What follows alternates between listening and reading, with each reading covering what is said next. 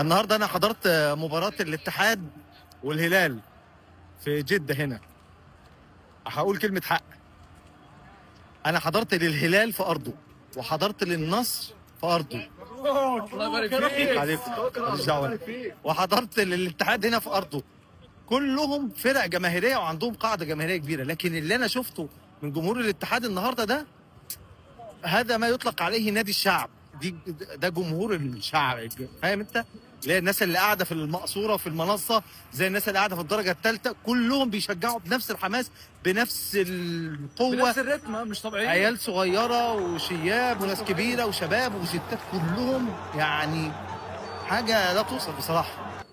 يعني فكروني بالانديه اللي هي انديه افريقيا، الاهلي والرجاء المغربي والترجي التونسي، الحماس والتيفو عالمي.